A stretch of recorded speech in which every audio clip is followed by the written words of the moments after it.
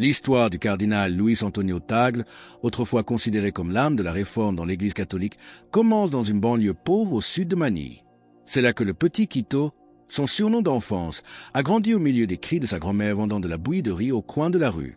Il a grandi au milieu de petites joies et de nombreuses épreuves, dans une maison exiguë, nourrie par les enseignements sur la compassion et la miséricorde des prêtres de sa paroisse. Dès son plus jeune âge, Quito a compris que la pauvreté n'était pas seulement une question de faim ou de pieds nus, mais aussi d'oubli et de la solitude qui frappe les plus vulnérables. C'est peut-être pour cela que, tout au long de sa vie, même en foulant les salles majestueuses du Vatican et en revêtant les robes écarlates de cardinal, Tagle a toujours gardé le cœur d'un jeune Philippin pauvre, à jamais sensible à la souffrance et au silence des marginalisés. Chaque étape de sa formation, de ses études à Manille jusqu'à Washington D.C., fut un chemin pour ouvrir son cœur et accumuler des connaissances, non pour régner, mais pour servir. De retour chez lui, il s'est vu rapidement confier d'importantes responsabilités. Comme curé, recteur de séminaire, puis évêque, il était connu pour sa gentillesse, son humilité et sa capacité extraordinaire à écouter. Les pauvres l'aimaient car il apparaissait soudainement dans leurs ruelles pour leur rendre visite et partager des repas simples. Comme petit merci de nous rejoindre aujourd'hui, nous offrons un moment de bénédiction partagée. Commentez avec le mot foi si vous êtes ouvert à recevoir une pensée finale spéciale dédiée à tous ceux qui participent. Et s'il vous plaît, appuyez sur « J'aime » si vous appréciez ces moments. Le premier tournant de sa carrière survint lorsqu'il fut invité à rejoindre la Commission théologique internationale, un groupe prestigieux conseillant le Vatican. Peu après, nommé évêque d'Imu, un diocèse pauvre, Tagle commença à déranger les cardinaux les plus établis des Philippines, non pas en s'opposant à la doctrine, mais en remettant en question des traditions jugées intouchables. Restez bien avec nous, car la déclaration audacieuse qu'il s'apprête à faire va le placer sur une trajectoire de collision avec la vieille garde de l'Église. Un soir de 2010, lors d'une réunion à huis clos, Tagle se leva soudain, les yeux brûlants de détermination, et déclara « L'Église ne peut pas rester une forteresse fermée pour toujours. Si nous n'osons pas ouvrir nos portes, si nous n'écoutons pas la douleur et les cris des pauvres, nous serons laissés pour compte. » La salle tomba dans un silence de plomb, tandis que certains évêques conservateurs murmuraient « Il est trop imprudent, ses paroles sont dangereuses. » Face au murmure le qualifiant de dangereux, le cardinal Tagle resta inébranlable. Il continua, sa voix emplie d'une conviction tranquille. Jésus a lavé les pieds de ses disciples, rappelant la scène de l'évangile de Jean, chapitre 13. Il nous a montré que le plus grand pouvoir réside dans l'humilité et le service. Si nous ne nous penchons pas, nous ne verrons jamais les larmes silencieuses qui sont tombées à nos pieds. À partir de ce moment, Tagle n'était plus seulement un jeune évêque talentueux. Il devint le symbole d'un vent nouveau soufflant sur l'Église philippine, un vent de compassion et de réforme. En 2011, lorsqu'il fut nommé archevêque de Manille, les rues de la capitale étaient en fête. Pourtant, au fond de son cœur, Tagle était tourmenté par une question. Comment l'Église peut-elle vraiment devenir un refuge pour les pauvres et les exclus? Lorsqu'il prit officiellement ses fonctions, il n'y eut pas de banquet extravagant ni de déclaration médiatique. Au lieu de cela, il commença son nouveau ministère par une simple messe dans une petite paroisse pauvre où des enfants aux pieds nus attendaient à la porte. Cette image fut pour lui une promesse silencieuse mais puissante. Il voulait être un berger qui a l'odeur de ses brebis. Le style de vie simple et humble de Tagle devint rapidement un sujet de discussion. Beaucoup admiraient sa chaleur et sa volonté de vivre parmi le peuple. Cependant, d'autres, en particulier le clergé plus conservateur, se sentaient mal à l'aise, craignant que son approche n'érode l'autorité et la grandeur de l'Église. Lors des réunions, chaque fois que Tagle proposait de réduire les rituels ostentatoires pour rediriger les ressources vers les pauvres, une opposition farouche se levait. Une fois, un cardinal âgé et respecté éleva la voix. « Ne voyez-vous pas que la tradition liturgique est le symbole de la dignité de l'Église? Si vous continuez à tout démanteler, l'Église perdra son identité. » Tagle se leva, le regard triste mais déterminé, et répondit doucement mais fermement. La plus grande dignité de l'Église ne se trouve pas dans l'or ou les cérémonies élaborées, mais dans la compassion pour ceux qui souffrent. S'il y a encore des enfants qui ont froid et faim, alors tous nos rituels ne sont que des coquilles vides. Cette réponse déclencha immédiatement un débat houleux. Certains l'accusèrent d'être naïf, trop idéaliste, le prévenant même qu'il menait l'Église en eau dangereuse. Mais à l'extérieur de ces portes closes, une autre histoire se racontait. Celle du peuple qui, pour la première fois, se sentait enfin écouté et compris par un de ses plus hauts dirigeants. Sous la direction de Tagle, l'archidiocèse de Manille a connu une transformation visible. Il a audacieusement élargi les programmes sociaux, accueillant les pauvres, les handicapés, les orphelins, ainsi que des personnes de toute origine et confession. Il a encouragé les prêtres à vivre dans les bidonvilles pour partager le quotidien des gens et être présent là où la douleur était la plus grande. Sur les réseaux sociaux, Tagle est devenu le berger de l'ère numérique, écoutant, partageant et inspirant le changement avec une accessibilité sans précédent. C'est à cette époque qu'il a dû faire face à l'une des crises les plus difficiles de sa carrière, le scandale des prêtres accusés d'abus sexuels. L'aile conservatrice de l'Église insistait sur une résolution interne pour éviter le scandale public et protéger l'image de l'institution. Mais Tagle refusa cette approche. Il se présenta devant l'ensemble de son clergé et déclara avec une fermeté qui fit trembler les murs. La vérité n'a pas besoin d'être protégée par des mensonges. Seule la transparence et le courage d'admettre nos erreurs peuvent sauver l'Église. Il ne s'est pas contenté de paroles.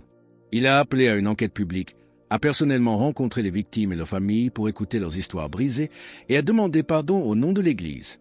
Lors d'une messe bondée, en s'adressant à la congrégation, ses larmes se mirent à couler ouvertement alors qu'il exprimait sa profonde honte et sa douleur. Ces larmes, loin d'être un signe de faiblesse, ont ému d'innombrables cœurs et ont montré la sincérité de son repentir. Par cet acte, Tagle a laissé un message durable. L'Église n'est pas une forteresse infaillible. Elle n'est vraiment forte que lorsqu'elle sait reconnaître ses propres fautes et guérir ses propres blessures. La réputation de Tagle a alors dépassé les frontières des Philippines. En 2012, il fut nommé cardinal, l'un des plus jeunes à l'époque. La presse mondiale le surnomma le pape François d'Asie, l'espoir de l'Église universelle. Mais Tagle, comme toujours, se contenta de sourire humblement. « Je n'ai pas besoin d'être pape. Je veux juste être un serviteur de Dieu, un ami des pauvres. » Cependant, ce nouveau statut l'a projeté au cœur même du pouvoir et des conflits du Vatican. Ses plus grands défis ne faisaient que commencer. Durant ses années de cardinal, Tagle fut régulièrement invité aux réunions de haut niveau du Vatican. Se tenant au milieu des dirigeants les plus puissants de l'Église, chacune de ses apparitions était marquée par l'humilité et la sincérité, mais aussi par une force intérieure profonde. Il est devenu connu pour sa capacité à prendre la parole, à défier les traditions et à défendre les pauvres, même si cela signifiait s'attirer les critiques ou l'isolement au sein de la hiérarchie. Un jour, lors d'une session à huis clos au Vatican, le débat faisait rage sur la posture de l'Église concernant la justice sociale. Un cardinal, célèbre pour son conservatisme, se leva, le regard froid et la voix sévère. « Nous ne pouvons pas courir après les exigences de la société moderne au détriment des traditions qui soutiennent l'Église depuis des siècles. Si nous continuons à ouvrir les portes, nous risquons de perdre notre identité même. » La salle devint tendue. Tagle écouta tranquillement, puis se leva à son tour, son calme contrastant avec la tension ambiante. « Votre Éminence, dit-il, la tradition n'est pas une chaîne qui empêche l'Église d'avancer. C'est un fondement, un tremplin pour que nous puissions atteindre et aimer ceux qui en ont le plus besoin. Si l'Église ne fait que fermer ses portes, qui sauvera ceux qui souffrent à l'extérieur ?» Un autre cardinal intervint, sceptique. « Oseriez-vous laisser les étrangers s'approcher de l'autel ? Voulez-vous que l'Église devienne une place de marché ?» Tagle répondit sans hésitation, ses yeux sincères et intenses, sa réponse fermement enracinée dans l'Évangile. « Si l'Église est le seul endroit où ils ne sont pas les bienvenus, pouvons-nous encore appeler cela la maison de Dieu ? Le Christ a mangé avec les collecteurs d'impôts et a lavé les pieds de ceux qui allaient le trahir. En tant que ses disciples, avons-nous le droit de décider qui mérite l'amour ? C'est un appel puissant à une Église miséricordieuse. Si ce message d'une maison de Dieu ouverte à tous résonne en vous, partagez Amen dans les commentaires ci-dessous. Ces paroles résonnèrent dans la salle. Certains prélats restèrent silencieux, d'autres commencèrent à regarder Tagle avec un nouveau respect. Il conclut avec une phrase qui allait être citée à travers le monde catholique. « Si l'Église n'est pas un foyer pour ceux qui ont été laissés pour compte, alors nous ne sommes plus l'Église du Christ. » Ces mots puissants venaient de tracer une ligne claire. Mais défier un ordre si ancien a toujours des conséquences. La volonté de Tagle de défier le pouvoir et la tradition ne se limitait pas aux affaires internes de l'Église. Il s'est également exprimé publiquement sur des questions sociales controversées. Il a dénoncé la dure guerre contre la drogue menée par le gouvernement philippin, appelant à la compassion pour les toxicomanes. Il a défendu les travailleurs migrants et a plaidé pour l'inclusion et la dignité des personnes LGBTQ+, sachant pertinemment qu'il s'exposerait à de vives critiques. Ses actions étaient une incarnation vivante de l'injonction des Écritures. Ouvre ta bouche pour celui qui ne peut s'exprimer, pour la cause de tous les délaissés. Ouvre ta bouche, juge avec justice, et défends le malheureux et l'indigent. Proverbe 31, 8-9. Mais c'est peut-être lors d'un dimanche particulièrement émouvant que son cœur de berger s'est le plus pleinement révélé. Devant des milliers de fidèles dans la cathédrale, Tagle a parlé des enfants des rues, rejetés par la société. Sa voix tremblait d'émotion. Chaque fois que je vois un enfant recroquevillé sur le trottoir, je me demande, qu'avons-nous fait pour être dignes de la confiance de Dieu? Ne laissons pas la douleur des faibles devenir l'indifférence des forts. Et là, devant l'Assemblée, le cardinal Tagle plaira ouvertement. Pour certains, ce fut un scandale. Un cardinal pleurant en public, affichant une faiblesse qui embarrassait l'Église.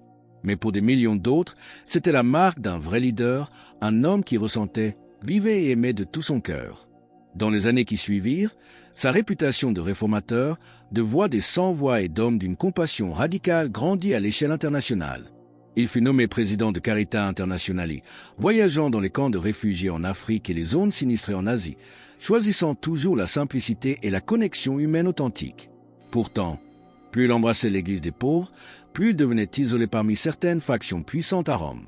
La critique n'a jamais cessé, les murmures le qualifiant de trop mou, de trop émotif ou même de libéral dangereux. La tension entre sa vision et celle de la vieille garde du Vatican approchait de son point de rupture inévitable. La tension atteignit son paroxysme lors d'une réunion décisive de la Congrégation pour l'évangélisation des peuples à Rome. L'atmosphère était lourde, les cardinaux de la vieille garde regardant Tagle avec une méfiance non dissimulée. Un cardinal âgé, puissant et intransigeant, prit la parole, visant à peine à cacher son mépris. Les émotions ont leur place, mais l'Église survit par la discipline, pas par les larmes. Si nous ouvrons les portes sans discernement, nous invitons le chaos. Nous perdons notre autorité spirituelle. Le silence était pesant. Tous les yeux se tournèrent vers Tagle. Il se leva, le visage calme mais résolu. « Je ne crois pas en une Église qui s'accroche uniquement à la loi pour maintenir sa place, dit-il. Je crois en une Église qui n'a pas peur de pleurer avec ceux qui souffrent, de se pencher pour laver les pieds des oubliés. Si la tradition se fait au détriment de la compassion, alors cette tradition a perdu sa raison d'être. » Il balaya du regard la salle, fixant les visages sceptiques. « Vous pouvez m'appeler faible ou rêveur, mais je n'ai pas peur des larmes, car chaque larme versée par les pauvres est une prière silencieuse qui atteint le cœur de Dieu. » Peu de temps après, l'annonce officielle tomba comme un coup près. Le Vatican annonçait que le cardinal Luis Antonio Tagle se retirait de ses fonctions pour des raisons de santé et retournait aux Philippines. La nouvelle a choqué le monde catholique. À Manille, des bidonvilles au village reculé, les gens pleuraient. Le jour de ses adieux, la ville semblait retenir son souffle. La voiture transportant Tagle se déplaçait lentement, des milliers de pauvres bordant les rues étroites avec des pancartes en carton faites à la main. « Merci cardinal Quito, ne nous oubliez pas !» C'est un moment d'une poignante beauté, un berger faisant ses adieux à son troupeau. Pour rejoindre notre communauté et continuer à honorer des héritages comme le sien, pensez à cliquer sur « J'aime » et à vous abonner. À la cathédrale, les cloches sonnaient un glas solennel. L'église était bondée, l'air épais de chagrin et de gratitude. En regardant la mère de visage, Tagle ne put plus retenir ses larmes. La congrégation devint silencieuse. Il essuya ses yeux, ses mains tremblant légèrement, et s'apprêta à prendre la parole une dernière fois pour livrer son testament spirituel à ce peuple qu'il aimait tant.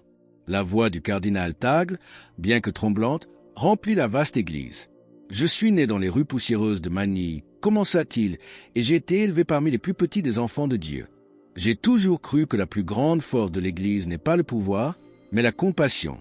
S'il vous plaît, où que vous alliez, qui que vous soyez, ne l'oubliez jamais. » Quand la messe finale s'acheva, la foule était réticente à partir. Sur la place, Tagle marcha parmi les gens une dernière fois. Il ne se hâta pas. Il tenait les mains de Mère Frêle, serrait dans ses bras des orphelins, et acceptait avec gratitude les chapelets et les petites images que lui tendaient les sans-abri.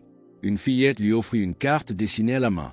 « Merci de nous avoir toujours aimés, Père. » Un vieux vendeur des rues, la voix brisée, lui murmura « Grâce à vous, je sais que Dieu n'a pas oublié les pauvres. » Tagle prit chaque cadeau, étreignit chaque personne, les larmes coulant toujours sur son visage, mais avec un sourire qui ne faiblissait pas. Il prit le micro une dernière fois. Sa voix était douce mais ferme. « Rappelez-vous, notre force n'est pas dans les chiffres ou les rituels, mais dans chaque acte d'amour, dans chaque main tendue aux faibles. L'Église du Christ doit être un foyer pour tous. » Alors que sa voiture s'éloignait, il regarda les rues familières de son enfance et murmura, comme pour lui-même, « Si je devais renaître, je voudrais encore servir les pauvres, même à travers les débats et les malentendus. Tant que mon cœur pourra pleurer pour les autres, je saurai que je marche sur le chemin que Dieu veut pour moi. » Son héritage est un appel vibrant pour nous tous. Osez parler pour la justice, même si vous êtes seul. Il vaut mieux être une petite voix pour les faibles que de rester silencieux dans les couloirs du pouvoir. L'Église n'est forte que lorsque ses portes sont ouvertes à tous. Laissez la miséricorde triompher des murs du préjugé. Son histoire est la preuve que la gentillesse, le courage et des larmes sincères peuvent créer un héritage qui ne s'effacera jamais. Alors que nous concluons sur l'héritage de cet homme de cœur, nous vous invitons à déclarer votre foi. Commentez « Jésus est roi ci-dessous » pour affirmer cette vérité avec nous. Et votre parcours ne doit pas s'arrêter ici. Cliquez sur la vidéo qui apparaît maintenant sur votre écran pour un autre message puissant que nous avons préparé pour vous.